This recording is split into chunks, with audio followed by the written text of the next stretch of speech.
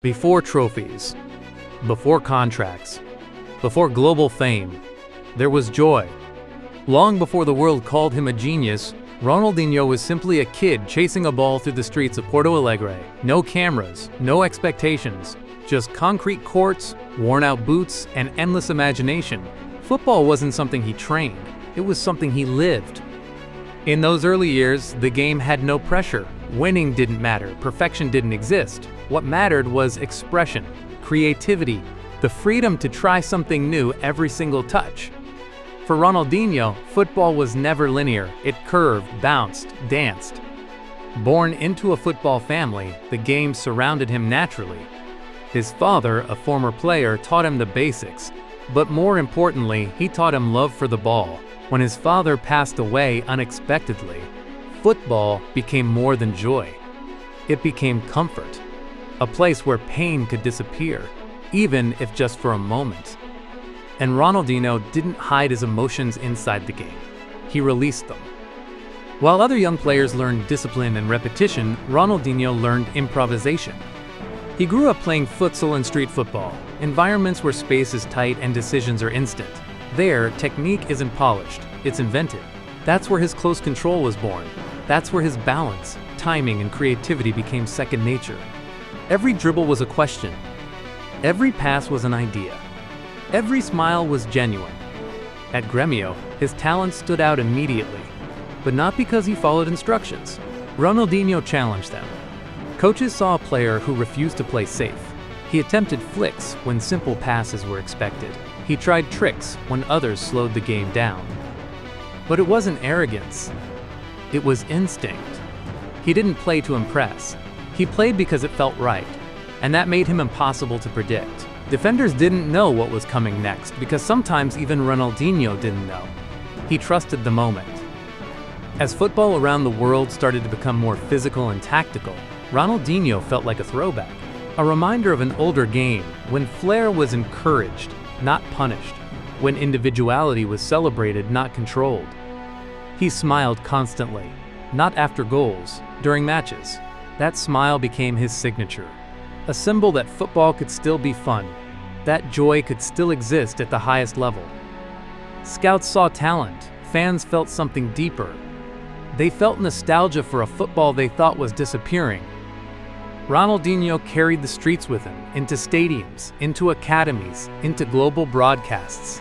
Every time he stepped on the pitch, he represented freedom. Freedom to fail, freedom to try, freedom to enjoy.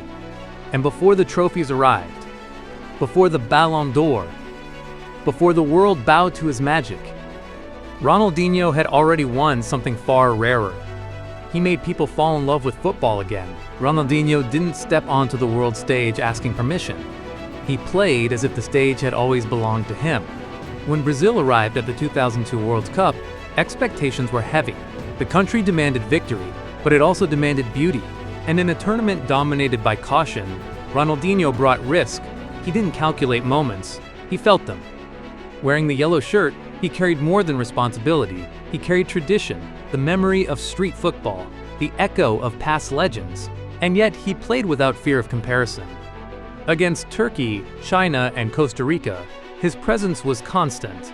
Not always decisive on the scoreboard, but always decisive in rhythm.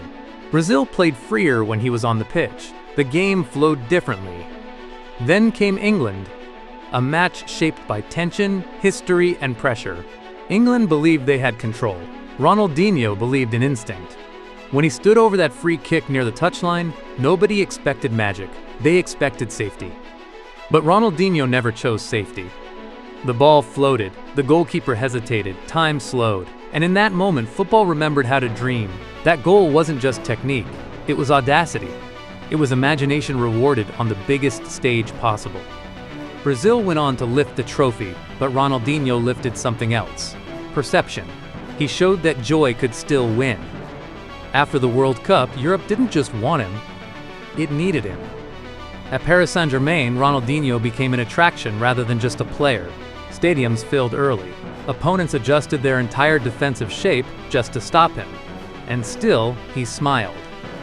PSG gave him freedom but not direction. Matches became showcases. moments of brilliance mixed with inconsistency. And yet, even there, something was forming a global icon. When Barcelona called, it wasn't a transfer. It was a turning point. The club was wounded, confidence was low, identity was fragile. What Barcelona needed wasn't just a star, it needed hope. And Ronaldinho brought exactly that. From his first season, Camp Nou transformed. Football became expressive again. The ball moved faster, risks were encouraged, smiles returned to the stands. Ronaldinho didn't lead by demanding. He led by inspiring. Opponents feared humiliation, teammates believed in possibility. Young players watched closely, learning not just technique, but courage. Football wasn't being played, it was being performed. And the world realized something profound. Ronaldinho wasn't just a footballer who entertained. He was a reminder of why the game existed in the first place. There was a moment when football bent to Ronaldinho's will. Not through force, not through speed, but through imagination. At Barcelona, Ronaldinho didn't just reach his peak, he redefined what a peak could look like. His football wasn't mechanical, it wasn't optimized, it was alive. Every touch carried intent, every dribble carried rhythm. Defenders didn't just chase him, they reacted late, already defeated by the idea of what might come next. The 2004-05 season was a turning point. Barcelona didn't simply improve, it transformed. Ronaldinho became the axis of everything. Attacks flowed through him, confidence lived in his boots. Goals came in spectacular fashion, long-range strikes, delicate chips, finishes that felt improvised but were perfectly timed. By the end of the season, he had delivered double-digit goals and assists, but numbers couldn't explain his influence. Football had become theater. Then came the night at the Santiago Bernabéu, a place hostile to legends, a stadium that rarely applauds opponents. And yet, after 2 goals of pure brilliance, one powered by elegance, the other by unstoppable acceleration, something extraordinary happened. The Real Madrid crowd stood up. They applauded. It wasn't respect for a rival, it was recognition of greatness. Ronaldinho had crossed rivalry. He had reached immortality. That season, Barcelona lifted La Liga, and the following year, they went even further. The 2005-06 campaign crowned everything. Leadership matured, responsibility increased, and Ronaldinho answered. In the Champions League, he dictated tempo. He didn't chase the game followed him. His presence alone shifted defensive lines. His decisions opened spaces that didn't exist seconds before. Barcelona lifted the Champions League trophy in Paris. Ronaldinho wasn't the final scorer, but he was the soul of the team. Then came the individual recognition, the Ballon d'Or. In 2005, Ronaldinho stood above the rest, above statistics, above systems. He was rewarded not just for winning, but for reminding football how it should feel. That year, children copied his moves on streets. Professionals tried to imitate his flair. Coaches debated how to stop him. Few succeeded. Because Ronaldinho didn't rely on patterns. He relied on joy. At his peak, football wasn't about domination. It was about expression.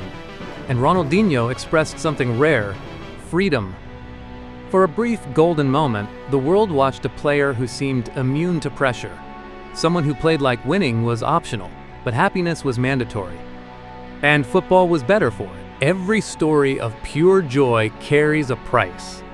For Ronaldinho, that price was time. As seasons passed, the game began to change. Football grew faster, more physical, more structured. Systems became tighter, margins became smaller. And freedom, the very thing Ronaldinho thrived on, became harder to protect. His decline wasn't sudden, it was subtle. A missed run here, a slower recovery there. The smile remained, but the rhythm shifted. At Barcelona, new stars emerged. Responsibilities evolved. The club moved forward. And Ronaldinho, the man who had lifted them back to the summit, slowly stepped aside. Transfers followed: Milan, Flamengo, Atletico Mineiro, Mexico. Moments of brilliance still appeared. A free kick curled into the top corner, a no-look pass that froze time, but the consistency was gone. And yet, something remarkable happened. No one hated him for it, because Ronaldinho had already given football something more valuable than longevity. He had given it memories. In Brazil, in Europe, in stadiums across the world, his highlights lived on, not as clips of efficiency, but as moments of wonder. Skills performed not because they were necessary, but because they were possible. Ronaldinho didn't chase records. He chased feeling. And in doing so, he became timeless. Ask any generation what made them fall in love with football, and Ronaldinho's name appears, not for trophies alone, not for awards, but for emotion, for reminding us that football doesn't belong only to tactics and numbers. It belongs to creativity, to courage, to joy. Today, long after his final match, his influence remains everywhere, in players who smile while dribbling, in children who attempt a move they might fail, but try anyway.